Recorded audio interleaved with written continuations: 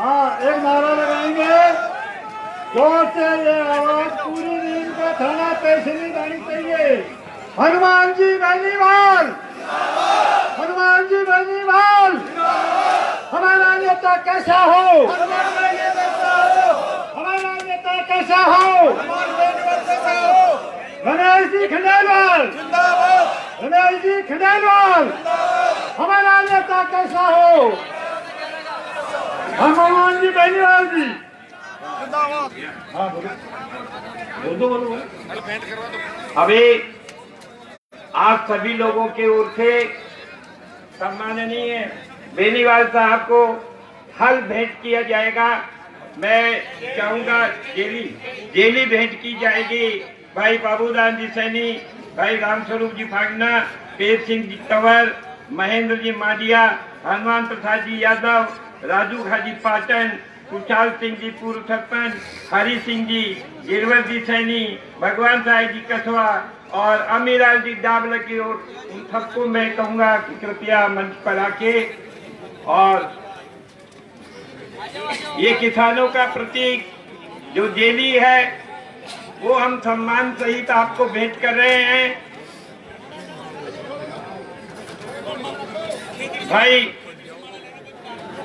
खेतड़ी से भी हमारे बहुत से कार्यकर्ता एक माला लेकर आए हैं। मैं चाहूंगा कि वो जल्दी से मंच के पास में आ जाएं। थोड़ा स्थान दे दीजिए ताकि सबकी फोटो अच्छी तरह आ सके। हाँ, थोड़ा पीछे खिसक जाइए। जो माला लेकर आए हैं खेतड़ी से, कृपया वो जल्दी मंच के पास आ जाए। हाँ, थोड़ा पीछे हो जाइए ताकि सबकी फोटो अच्छी तरह आ जाएगी। पीछे बहुत जगह है। हाँ, माला लेकर के आइए और ये जेली देने वाले महानुभाव हैं, उनसे मैं निवेदन करूंगा कि वे पीछे खिसक करके अपना अपना स्थान ग्रहण कर ले। और ये जो माला खेतड़ी नगर के हमारे सभी सम्माननीय सदस्यों की ओर से आ रही है, ये बेनीवाल जी को पहनाई जा रही है। बाकी के जो लोग हैं मंच पर, उनसे निवेदन करूं अपना मुंह मत निकालिए, थोड़ा पीछे आ जाइए। बेनीवाल जी का हम स्वागत कर रहे हैं, रमेश जी का हम स्वागत कर रहे हैं। उनका हाँ, आगे से नीचे करो भाई, आगे से नीचे करिए। हाँ, पीछे से ऊपर करिए, हाँ आगे से नीचे के ताकि फोटो अच्छी तरह से आ सके।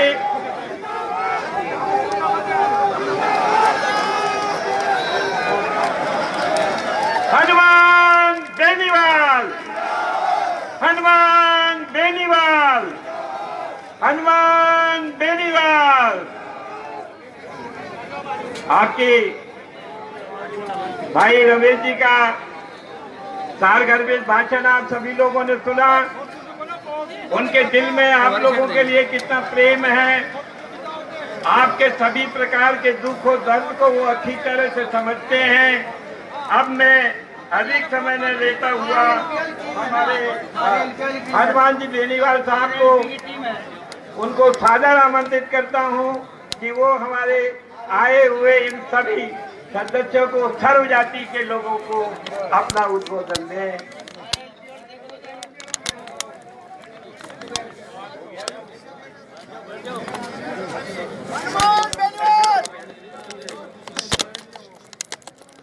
सबसे पहले तो नीम का थाना विधानसभा क्षेत्र के अंदर पीड़ा जोड़ा के इलाके के अंदर जो आपने हजारों हजार की तादाद के अंदर बहुत जानदार शानदार जनसभा आयोजित की, मैं धन्यवाद देता हूं आरएलपी के मेरे जवानों को, छोटे भाइयों को और विशेष रूप से 36 कौम के बुजुर्गों को और मेरी माताओं बहनों को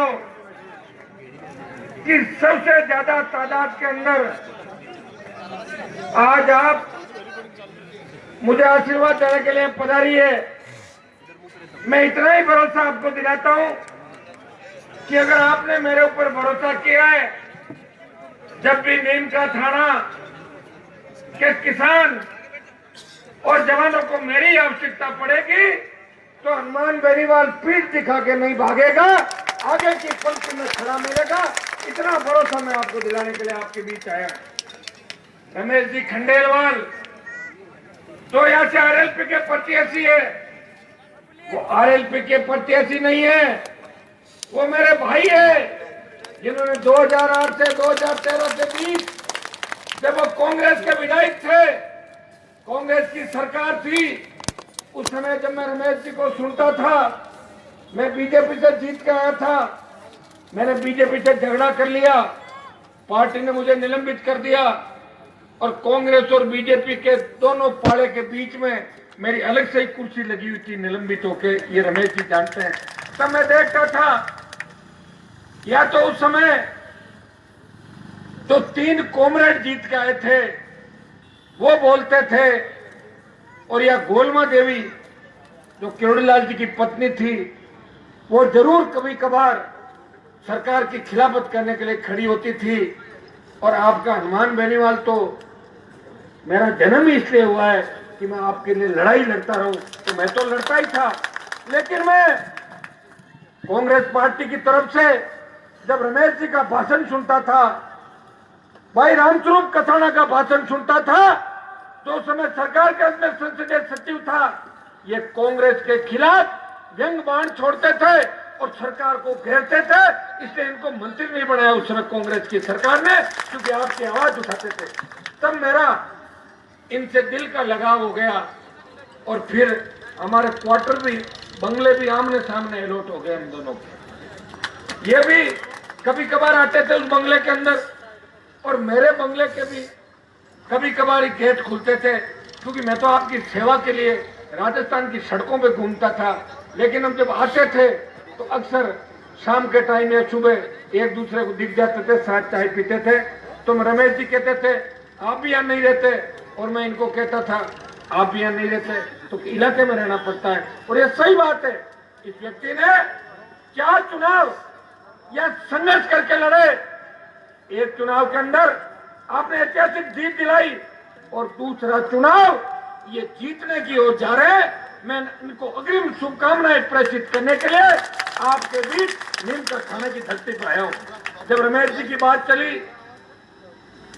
भाई मनीष चौधरी जो मेरा छोटा भाई है, ब्रह्मदत्त जी, हाजी साहब, इन सब लोगों ने कहा, उप प्रधान जी ने, कि रमेश जी को उम्मीदवार बनाओ। मैंने कहा रमेश जी को उम्मीदवार क्या बनाओ, ये तो पार्टी रमेश जी की है, तो मेरे बड़े भाई हैं, बने हुए उम्मीदवार अपना रामस्वरूप कथाना, मैंने कहा मेरा भाई है, जो मेरे भाई है जो लड़ते थे, मैंने कहा लड़ाकों के लिए तो मैंने पार्टी बनाई है। मैं तो इंतजार कर रहा था कि कांग्रेस बीजेपी के कई टिकट, जो नीम का थाना का टिकट भी बिका था और किसान नेताओं ने मिलकर बेचा था, सब जानते किस तरह बिका था नीम का थाना का टिकट कांग्रेस का। और इस बार बीजेपी तो हमेशा टिकट बेचती थी, क्योंकि वसुंधरा का तो बेचने का ही काम है जब से आई है।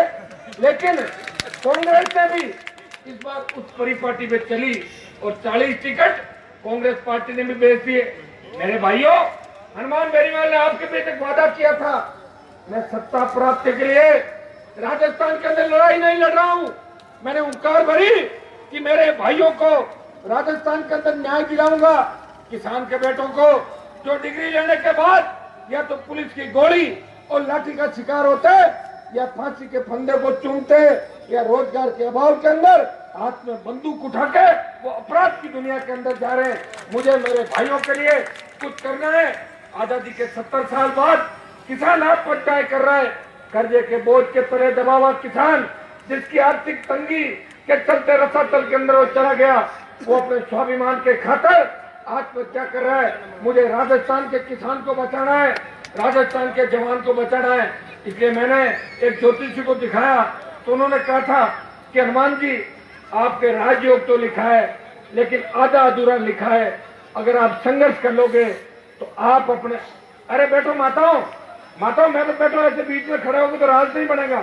आप विराज जाओ, विराज। तो ज्योतिषी को जब मैंने दिखाया था तो उन्होंने कहा था कि हनुमान जी अभी आप लड़ाई लड़ो और ऐसी लड़ाई लड़ो जो आज तक कोई लड़ नहीं पाया। और मेरे भाइयों, मैंने ऐसी लड़ाई की शुरुआत नागौर की धरती से की थी, ऐसी हुंकार भरी कि दिल्ली हिल गई। और जिस दिन जयपुर के अंदर रैली करी थी, वसुंधरा राजे उस रैली को लाइव देख रही थी। मुझे आईएएस अधिकारी बता रहा था, मैडम रोज 1 बोतल पीती है, उस दिन 2 बोतल दारू पी गई थी। बार बार पूछ रही थी कितनी भीड़ है, कोई बोला 1 लाख, नहीं 60,000 है, कोई 2.5 लाख। अरे पागल हो गए तुम, इतनी भीड़ कहां से आ गई हनुमान के? तो मेरे भाइयों, ये आपका आशीर्वाद था जो जयपुर की धरती पर ज्वालामुखी बन गया था।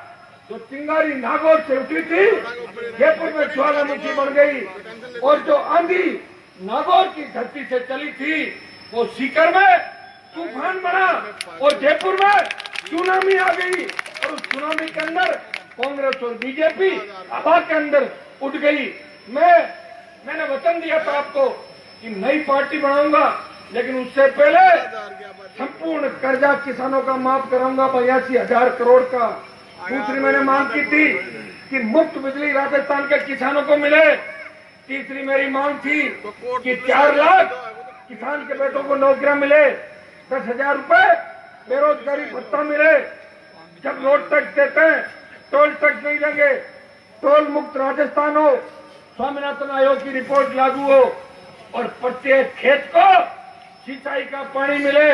मेरे भाइयों, इस बात की हुंकार मैंने नागौर से भरी और 5 लाख की संख्या नागौर के अंदर हुई। तब लोगों ने कहा था हनुमान जी का गृह जिला था, इसलिए भीड़ कर ली होगी, बाड़मेर में हुंकार भरेंगे जब जानेंगे। और जब मैं बाड़मेर पहुंचा, यह संख्या 7 लाख हो गई और हिंदुस्तान की राजनीति हिल गई। राहुल गांधी और मोदी हिल गए, हिंदुस्तान तो डर गया, राजनीतिक सियासत हिल गई। लेकिन पाकिस्तान भी डर गया कि 7 लाख लोग सीमा पे क्या कर रहे हैं, कहीं हमला नहीं कर दे किसान के बेटे, ये पाकिस्तान को नहीं जाने। मेरे भाइयों, फिर बीकानेर और सीकर के अंदर पहुंचा और आपका भाई अकेला लड़ रहा था, मेरे साथ कोई था तो किसान का बेटा था, 36 कौम का बुजुर्ग का आशीर्वाद था और 36 कौम के किसान के बेटों की दुआएं थी, जो कह रही थी हनुमान जी लड़ते रहो, आप ताकतवर हो। और 5 साल इस सामंती मुख्यमंत्री से कोई लड़ा तो किसान के बेटों की ताकत की बदौलत हनुमान बेनीवाल राजस्थान के अंदर विपक्षी भूमिका निभा रहा था। जब कांग्रेस पार्टी भाजपा की गोद के अंदर जाके बैठ गई थी, जब बाढ़ी खेत को खाने लग जाए, उस खेत का रखवाला कोई नहीं होता, सिर्फ हनुमान बेनीवाल अकेला लड़ा क्या था राजस्थान के अंदर, जो किसानों के मान और सम्मान की लड़ाई लड़ रहा था। और तब कई लोग कह रहे थे कि हनुमान बेनीवाल रैलियां करके कांग्रेस और बीजेपी में घुस जाएगा और 1-2 सीट ले लेगा, यही कहते थे ना पहले विरोधी। लेकिन मैंने आपको वचन दिया था, मैंने मेरा वचन निभाया। 1952 से लेके आज तक बड़े से बड़े किसान नेता हुए होंगे, लेकिन खुद की पार्टी कोई नेता राजस्थान में नहीं बना पाया। ये पहली बार राजस्थान के किसानों की, गरीबों की, दलित और मुसलमानों की पार्टी अगर किसी ने बनाई तो क्यों सर के विधायक ने आपके सहयोग और आशीर्वाद से इस नए पौधे को जयपुर की धरती पर 29 अक्टूबर को लगाया था। मेरे भाइयों, पौधा तो मैंने लगा दिया, लेकिन इसकी सींच के इसको आपको पानी देना है और इसे वट वृक्ष बनाना है। झंडा और चिन्ह हमें मिल गया, जवान की ताकत मिल गई, हम तो बढ़ते जाएंगे और गंदगी को साफ करते जाएंगे। ये बोतल का चिन्ह मुझे मिला और एक जगह मैं मीडिया में देख रहा था कि कांग्रेस का एक प्रत्याशी लोटे से पानी पी रहा था, तो नीचे अपने समर्थक लिख रहे थे कि हनुमान जी आपको धन्यवाद कि कांग्रेस वालों को लोटे से पानी पिला दिया, बोतल का पानी छुड़वा दिया पीना। जो बोतल अपना चिन्ह है वो डर जाते हैं इसको देखते हुए। और ये बोतल वसुंधरा राजे वाली बोतल नहीं है, शाम वाली। ये बोतल वो बोतल है जो बच्चा स्कूल जाता है तब कहता है मम्मी मेरी बोतल और टिफिन मेरे साथ दे देना। ये वो बोतल है जब कोई मेहमान आता है तब आप बोतल का पानी पिलाते हो। 5 स्टार होटल या कहीं भी जाओगे तो बोतल मिलेगी। उसका कारण एक ये भी है कि आजादी के 70 साल बाद शुद्ध पीने का पानी भी राजस्थान के किसानों को, राजस्थान के मेरे शहर के भाइयों को, उन मोहल्लों के अंदर उन मुस्लिम और दलित मोहल्लों के अंदर सरकारों ने पीने का पानी भी नहीं, शुद्ध पानी भी नहीं लाई, इसलिए हमें बोतल का पानी पीने को मजबूरी इस देश और प्रदेश की बनी। अगर हर जगह फिल्टर पानी मिलता, हर जगह अगर अच्छा पानी मिलता तो बोतल के पानी की आवश्यकता नहीं थी मेरे भाइयों। इसलिए मैं बोतल लेकर आपके बीच आया हूँ। जिस तरह बोतल का जल शुद्ध होता है, उसी तरह का शुद्ध जल इस राजस्थान के प्रत्येक किसान के घर और ढाणी के अंदर जाएगा। इस इलाके के अंदर पीने के पानी की बहुत बड़ी समस्या है। मैं विश्वास दिलाता हूँ कि रमेश जी खंडेलवाल विधानसभा के अंदर जाएंगे, हनुमान बेनीवाल भी इनके साथ लड़ेगा और प्रत्येक गांव गांव ढाणी ढाणी पीने का पानी इस इलाके के अंदर शुद्ध पेयजल लेकर आएंगे। ये मैं भरोसा आपको दिलाता हूं। आप पीने के पानी की बात कर रहे हो, मैं आपको इतना भरोसा दिलाता हूँ कि पीने के माताओं बैठ जाओ। आप सरकार बनने दोगे कि नहीं बनने दोगे?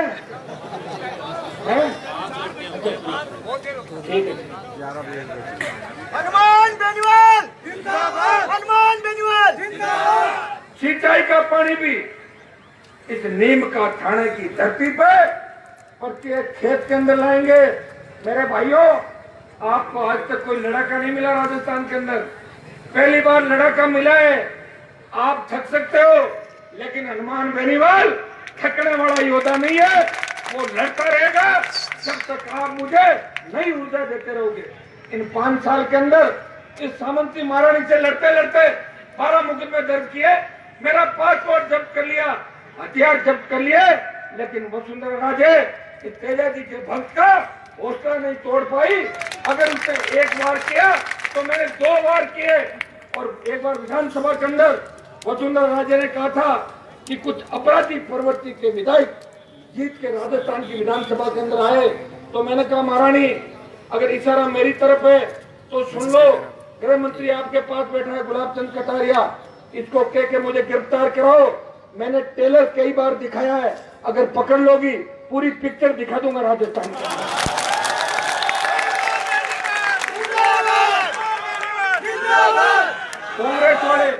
कांग्रेस वाले कहते हैं कि हनुमान बेनीवाल बीजेपी की बी टीम है और वसुंधरा कहती है कि हनुमान कांग्रेस की बी टीम है।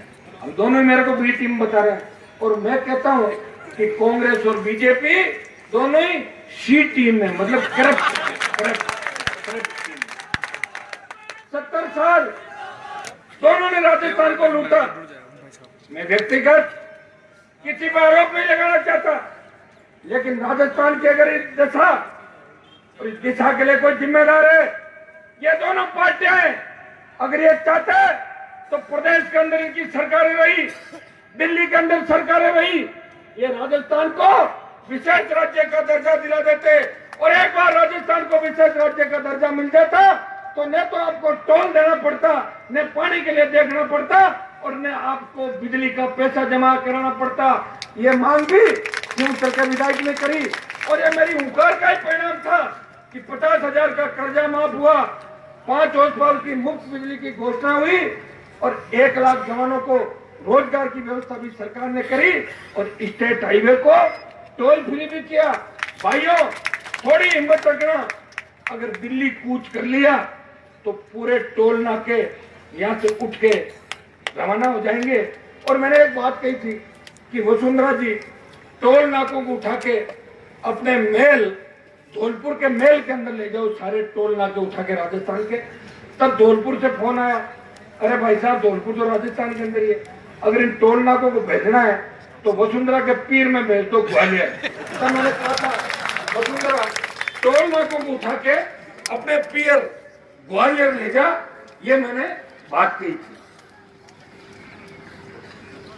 हनुमान बेनीवाल जिंदाबाद, हनुमान बेनीवाल जिंदाबाद। देखिए 29 तारीख को पार्टी की घोषणा करी, मैं मेरे वचन पे पक्का रहा और मैंने यह भी कहा था हनुमान बेनीवाल राजस्थान के अंदर आखिरी वो लड़ाका होगा। लड़ते लड़ते अगर कोई गोली मेरा सीना भी चीर के चली जाए मुझे गम नहीं। मैंने राजस्थान के जवानों के अंदर वो जोश और ऊर्जा भर दी है तो तात्या टोपे और भगत सिंह ने आजादी के आंदोलन के अंदर देश के जवानों के अंदर। भाइयों, मैं मेरी बात पे रहा, मुझे हर जगह धोखा मिला। मैंने गठबंधन का प्रयास किया, बहुजन समाज पार्टी से भी 1 महीने तक प्रयास किया, दूसरे उन सारे दलों से गठबंधन का प्रयास किया, लेकिन मैं प्रयास ही तो कर सकता हूँ, गठबंधन करना मेरे हाथ में नहीं।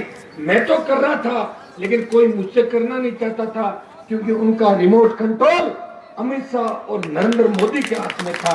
तो हनुमान से गठबंधन कैसे करते, इसलिए 67 टिकट बांट पाया मैं। 67 में से भी 4-5 फार्म खारिज करा दिए, 4-5 कांग्रेस बीजेपी के लोगों ने मिलकर उठवा दिए। 57 सीटों पे चुनाव लड़ रहे हैं और 40 पे मजबूत स्थिति के अंदर है। 40 योद्धा इस तरह लड़ रहे हैं जैसे महाभारत के अंदर अर्जुन लड़ रहा था, ऐसे 40 योद्धा राजस्थान के अंदर लड़ रहे हैं। मेरे भाइयों, मेरा एक योद्धा खेतड़ी का, मेरा एक योद्धा अमर सिंह गुर्जर जो प्रधान है, वो खेतड़ी से लड़ रहा है। अमर सिंह को मैंने कहा था, आपकी हेयर स्टाइल अच्छी है, आप दिखने में अच्छे हो, कोई फिल्म में चले जाओ। ये कर मैं फिल्म में नहीं जाऊंगा, मैं तो विधानसभा के अंदर आऊंगा और वहां मेरा आने का बड़ा मन है। अमर सिंह को मैंने ये भी कहा था, ध्यान रखना कहीं वसुंधरा की नजर पड़ गई तो आपको ले जाएगी। ऐसे कहा था, मैं बच के रहूंगा भाई साहब, आप चिंता मत करो। मुझे लग रहा है अमर सिंह की पूरी फौज, अगर मैंने इसके सभा नहीं की तो मेरे को फाड़ के खा जाएंगे। करनी पड़ेगी, ठीक है क्या मामला? कह रहा ठीक है मामला। अब भाई हमें हेलीकॉप्टर तो बड़ा लेट मिला, पैसा तो नहीं हमारे पास, ये आज ही आता है हेलीकॉप्टर मेरे। सुनो, आज यार अब 7-8 दिन करूंगा सभा, जितनी कर सकता हूँ, प्रयास पूरा करूंगा, कोशिश करूंगा। और मैं तो उन मेरे भाइयों के जिन्होंने मेरे से गठबंधन नहीं किया, अगर वो जीत की स्थिति के अंदर है तो कांग्रेस बीजेपी के लड़ाकों को अगर मेरी आवश्यकता पड़ी तो हनुमान बेनीवाल मेरे उन भाइयों को समर्थन भी देगा तो कांग्रेस और भारतीय जनता पार्टी के खिलाफ बराबर। देखो हमें कोई फर्क नहीं पड़ता, 44 साल उम्र है, 5 साल और लड़ लूंगा, लेकिन जब तक आरएलपी का राज राजस्थान में नहीं बनेगा, हनुमान बेनीवाल अब घर बैठने वाला व्यक्ति नहीं है। ये लड़ाई लड़ेगा और आखिरी दम तक लड़ाई लड़ेगा। जिस तरह वीर तेजाजी महाराज ने गाय की रक्षा के लिए अपना वचन निभाते हुए अपने प्राण न्यौछावर कर दिए, उसी तरह जब तक किसान के बेटे के हाथ में सत्ता की चाबी नहीं होगी, ये शिवपुर का विधायक न तो सोएगा और न कांग्रेस और बीजेपी को राजस्थान के अंदर छोड़ने देगा। भाइयों, ये बोतल के पानी से राजस्थान की गंदगी भी मैं साफ कर दूंगा कई जगहों पे। 40 एक जगह तो कांग्रेस और भाजपा हवा में दिखेगी और इनके कई प्रत्याशियों के तो आप 2-3 दिन बाद देखना हॉस्पिटल में भर्ती हो जाएंगे, हार्ट अटैक होने शुरू हो जाएंगे कई जगहों पे। मैं रात को चोमू के अंदर गया था, मेरा प्रत्याशी है छुट्टन यादव, मैं 4 घंटे लेट पहुंचा, 30,000 लोग थे कितने, और वो भी एक गांव के अंदर। वो कह रहे थे हेलीकॉप्टर कब उतारोगे, मैंने कहा और क्या करोगे, 30,000 दोगे? बोला नहीं, उस दिन 1 लाख होंगे। हम बाबा तो 1-1 लाख लोग अगर एक कॉन्स्टिट्यूंसी में होंगे तो परिवर्तन क्या होगा ये आप भी जानते हो। ये तो नीम का थाना सीकर के जिले में 2 ही मजबूत प्रत्याशी लड़ रहे हैं। अगर 5-6 जगह मजबूती से नौजवान साथ आ जाते तो कितनी सीटें जीतती, आप अंदाज लगा लो। कई लोगों को तो मैंने पूछा कि आप निर्दलीय क्यों लड़ना चाहते हो, आरएलपी से क्यों नहीं लड़ना चाहते? बोले यार एक दिक्कत है। मैंने कहा क्या? कि आपके साथ आने के बाद है ना, आपको छोड़ नहीं सकते, उसे सदस्यता खत्म हो जाएगी। मैंने कहा वैसे क्या कर लोगे? कि मान लो गलती से कांग्रेस और बीजेपी को एक सीट की आवश्यकता पड़े ना, तो उनकी गोद में बैठ के मंत्री बन जाएंगे। मैंने कहा तुम्हारे मन में खोट है, और जिनके मन में खोट होती है भगवान उनका इलाज भी कर देता। मुझे लगता नहीं कि ऐसी खोट वाले को जीतेंगे, और जिनके खोट नहीं है और निर्दलीय लड़ रहे हैं और वो कह रहे हैं कि हमें जिताओ, हम कांग्रेस बीजेपी के साथ नहीं देंगे, तो निश्चित रूप से वो लोग जीत के राजस्थान की विधानसभा के अंदर आएंगे। पिछली बार हम 7 निर्दलीय जीते थे और 4 डॉक्टर साहब की पार्टी से थे, 4 तो वो चले गए और 7 में से 6 कांग्रेस और बीजेपी की गोद के अंदर बैठ गए। ये तो अकेला हनुमान बेनीवाल इस राजस्थान के किसानों के मान और सम्मान की लड़ाई लड़ रहा था। दिल्ली में अगर बात चली, लखनऊ में बात चली और मुंबई के अंदर बात चली, गुजरात में बात चली, एक ही बात चली कि राजस्थान में हनुमान बेनीवाल एक ऐसा योद्धा है जो कांग्रेस और बीजेपी के काबू में नहीं आ रहा, वो शेर की तरह डाल रहा है। तो मेरे भाइयों, मैंने आपके मान सम्मान और स्वाभिमान के खातिर अपना जीवन समर्पित कर दिया। मैं हाथ जोड़ कर अपील करता हूँ कि आपके जो आवारा पशुओं की समस्या है उसका समाधान भी करेंगे, और ये सारे सांड यहाँ से उठा के या तो प्रेम सिंह बाजोर के घर पे छोड़ देंगे ले जाके, और या इन सारे सांडों को वसुंधरा के बाड़े में छोड़ देंगे ले जाके। भाइयों, तैयारी कर लो, सिंहासन आपका इंतजार कर रहा है। कई लोग मुझे पूछ रहे थे कि अगर आपकी 40 सीट आ गई और आपके बिना सरकार नहीं बनी तब आप क्या करोगे। रमेश जी को मैंने कान में कह दिया था कि हमें यही काम करना है। मैंने कहा फिर हम ये करेंगे कि वापिस चुनाव कराएंगे राजस्थान के, ताकि 6 महीने बाद पूर्ण बहुमत के साथ राजस्थान की सत्ता पर किसान के बेटों का राज हो, संघर्षशील नौजवानों का राज हो, और भ्रष्टाचारियों की जांच करा के इनको सलाखों के पीछे डाल सके। नीम का थाना की ये पावन धरती, यहाँ के हमारे लोकसभा के अंदर वो सही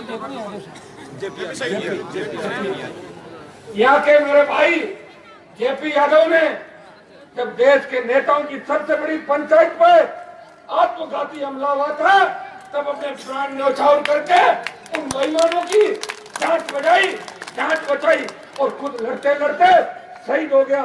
ये वो वीर भूमि है जिसके योद्धाओं ने आजादी की लड़ाई और सुभाष चंद्र बोस की जो आजादी की फौज थी उसमें भी लड़ाई लड़ी, और आज भी देश की सीमाओं पर लड़ते हुए सबसे ज्यादा कोई शहीद होते वो शेखावटी के किसान के बेटे सबसे ज्यादा शहीद होते, और सागर के अंदर 36 कौम का किसान का बेटा साबित देता।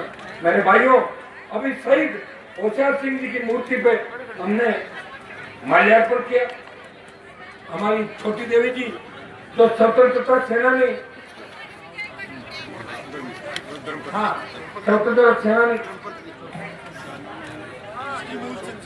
मूलचंद जी जो हमारे स्वतंत्रता सेनानी से लंबी लड़ाई लड़ी, उनकी धर्मपत्नी है हमारे बीच आज समारोह की अध्यक्षता करी है।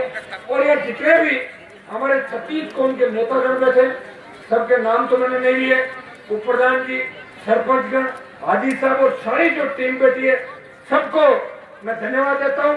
माताओं बहनों को धन्यवाद देता हूँ, और आपको इतना ही भरोसा दिलाता हूँ, हनुमान बेनीवाल इस राजस्थान के मान सम्मान स्वाभिमान की लड़ाई लड़ रहा है। इस बोतल को कमजोर मत पड़ने देना। बोतल अगर मजबूत हुई तो देश के अंदर किसानों का मान और सम्मान बढ़ेगा। मेरे भाइयों, मेरे को इससे ज्यादा धोखा क्या दे सकते हैं कि चौधरी चरण सिंह जी का पोता जो जयपुर की रैली के अंदर मैंने बुलाया और 2 दिन बाद 2 सीट कांग्रेस से लेकर 9 करोड़ में 2 सीटें बेच के चला गया। इस तरह के धोखेबाज भी हमारे बीच आएंगे, कई तरह के माफिया आएंगे और कई फोटो खिंचा के चले जाएंगे और कई हमारा सौदा कर लेंगे। हमें उन गद्दारों बेईमानों को भी सबक सिखाना है। एक बार आप मुझे मजबूती दे दो और बाकी काम मेरे पे छोड़ दो। जब वसुंधरा डर के भाग सकती है तो उससे बड़ा मैंने कोई राजस्थान के अंदर नेता नहीं देखा। जब वसुंधरा जिद्दी हनुमान के आगे भाग गई तो दूसरे तो भागते हुए 1 मिनट भी नहीं लगाएंगे। आप आशीर्वाद रखना और नीम का थाना से मेरे भाई रमेश जी खंडेलवाल को इस तरह वोट देना जिस तरह आपका भाई हनुमान यहाँ से चुनाव लड़ा है। ये हाथ जोड़ के मैं अपील करता हूँ। इन्होंने मेरे भरोसे यहाँ की टिकट ली है, इसलिए मेरे चाहने वाले जितने भी तेजा जी के भक्त है, राम साहब पीर के भक्त है, जितने भी मेरे भाई हैं, सारे रमेश जी खंडेलवाल को इस तरह मानना कि हनुमान बेनीवाल यहाँ से चुनाव लड़ रहा है। सबको बहुत बहुत आपको धन्यवाद। जय हिंद।